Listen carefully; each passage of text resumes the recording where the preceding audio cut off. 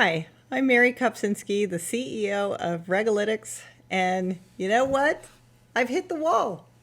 In addition to living through a pandemic, a really stressful election, a toddler at home with a broken sewer line and a remodel, and just finding out I now have a house mouse, I've decided I'm going to do whatever I want in December.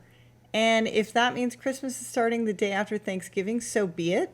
And if it also means that I feel like talking about something completely different than normal, I'm going to. So this week, I'm going to talk about what I think the impact the Biden-Harris administration is going to have on the future of our regulatory agencies. And I'm not stopping there. In fact, I'm going to put the analytics in Regulatics each week. And next week, I'm going to talk about a survey of 2020 regs having to do with cryptocurrency. The following week, I'm going to talk about cannabis regs. And then I don't really know what I'm going to do the week of Christmas, something fun. But on the very last week of December, I'm going to do a review on different regulators and how they compare to each other, and what my wish list is for regulators in terms of delivering better transparency on what they're doing. So without further ado, what are Biden and Harris going to do once they take the helm of the White House on January 21st, 2021? Well, first and foremost, everything depends on Georgia. If the Democrats take the Senate seat there, and Biden and Harris will have obviously a lot more flexibility to make sweeping, semi-permanent changes. If the Republicans take the Senate seat, well, then the new administration's hands will be tied and they will have to take a page from Trump's executive order playbook. So what does that mean? Well, in 2019, we put together a heat map, and it was really, really simple. On one axis was whether or not Trump had complete authority over that particular source of regulation. So, for example, regulations that would be the easiest for him to change were the ones where he could easily appoint a new person to lead the agency. The regulations that would be the hardest to change were the ones where he needed congressional involvement. On the other axis was my general sense of how much Trump probably disliked the regulation. So in 2016, we accurately predicted that the very first reg to go was going to be the DOL fiduciary rule, because first of all, Trump was really easily able to replace the head of the Department of Labor, plus the industry really hated that rule.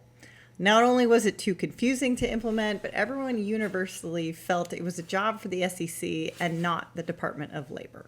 Plus, Trump was focused on deregulating, so any opportunity where his appointee could roll back a reg, this was a great one. Slam, bang, done, we were right. Similarly, we thought FATCA was going to be the hardest to repeal because it required Congress to act, and truth be told, it's really an excellent way for the U.S. government to make money abroad, something we knew an entrepreneurial president like Trump would be unlikely to cut off.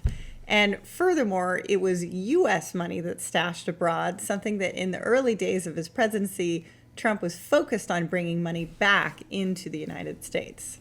So what did we learn in the last 4 years? Well, Trump started by having his executive order that for every one regulation that came out, he was going to roll back two with every agency rule.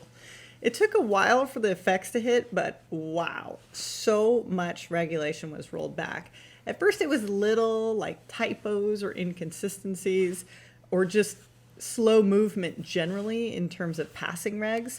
But then the pandemic hit and pretty much every agency started rethinking everything. The SEC overhauled and refreshed the definition of qualified investor for the first time in decades. They also overhauled rules for fund of funds, disclosure requirements, and they also made it easier for there to be finders. Now, some of these are still in proposed, but the point was that they sort of reconsidered everything. FinCEN is rethinking the entire Bank Secrecy Act, AML, KYC rules, including raising the threshold so less institutions need to report less suspicious transactions. And just a few days ago, the Fed finally accepted that LIBOR just can't stop on the date that they were hoping it would. So there is more time for compliance there. And all of these rollbacks is why it seems an appropriate theme for the Biden-Harris administration to focus on building back better. In many respects, they will benefit from the blank slates that was created by the Trump administration. For example, in July of this year, the White House announced that the Council on Environmental Quality was overhauling NEPA, the National Environmental Policy Act. It was the first time the law had been reviewed in over 40 years. So for the next 4 months, agency after agency, including the FDIC, eliminated certain NEPA disclosures.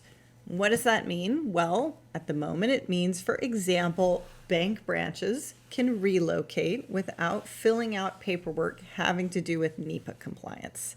Is that the end of the world for the environment? To be determined, but Biden and Harris have identified 4 priorities, and given that they are not listed alphabetically on the website, my assumption is that these are in order of importance: COVID response, economic recovery, racial equity, and then climate change. So I highly doubt they will be making the NEPA rollbacks a priority.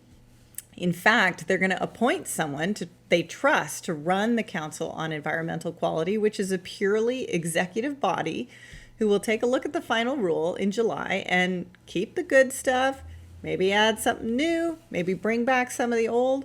But the beauty is the law is already there, and any agency subject to the law needs to comply. Right now, according to the transition website, there are 4 volunteers reviewing the Council on Environmental Quality.